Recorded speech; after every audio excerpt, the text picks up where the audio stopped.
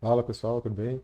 Mais uma questãozinha aqui do Enem, questão 142, caderno amarelo, né, o dia da matemática, e uma questão de gráfico, que o pessoal tem bastante dificuldade, né, analisar gráficos e informações de gráfico, apesar de ser uma questão relativamente muito simples. Então, essa é a questão, indo direto ao problema, como sempre.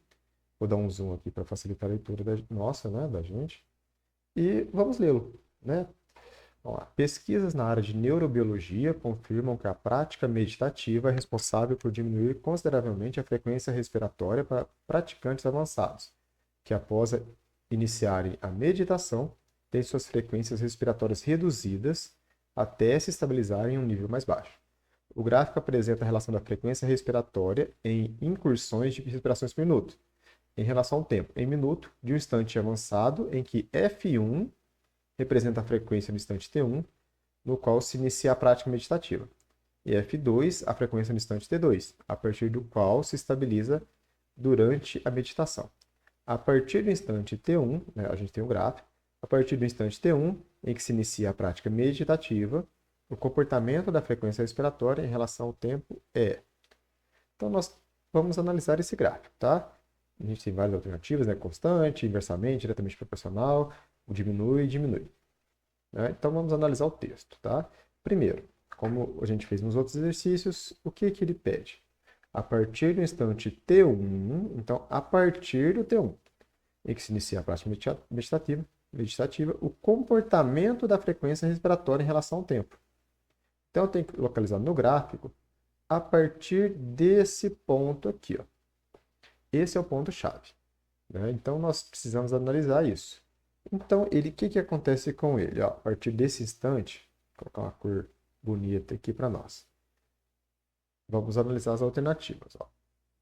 Ele mantém-se constante? Não, né? Você vê que essa frequência, olha só, diminui. É diretamente proporcional ao tempo. O tempo aumenta e ela diminui. Todo intervalo de tempo? Não, tá? Não. Inversamente ao tempo também não. E aí nós vamos analisar. Sobraram duas. Diminui até o instante T2. Então, diminui até o instante T2, a partir do qual se torna constante, ou diminui de forma proporcional ao tempo, tanto em T1 quanto em T2. Onde está o erro aqui? Não existe proporção aqui, tá? Proporção, né? Para algo proporcional, para nós, na matemática, aqui nessa matéria, indica uma reta crescente ou uma reta decrescente. Não é o caso, tá? Nós temos uma inversão ali, né? Nós temos uma curva que inverte até os pontos, né? A gente chama, geralmente, isso aqui é semelhante a uma curva de terceiro grau. Nós temos um ponto de inflexão aqui no meio, porque ela está descendo e depois ela inverte o sentido. Então, é como se eu tivesse uma meia parábola para baixo e emendasse ela com uma meia parábola para cima. Então, nós temos diminui até o instante T2 e a partir do T2 ela fica constante.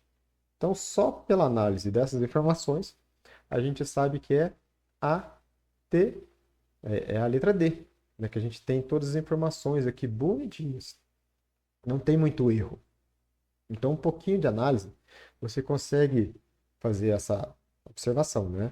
Então, a prova no Enem, ela gosta muito de colocar palavras para dar uma assustada. Então, ela coloca diretamente proporcional, inversamente proporcional, né? Que tem nas alternativas B, C, E.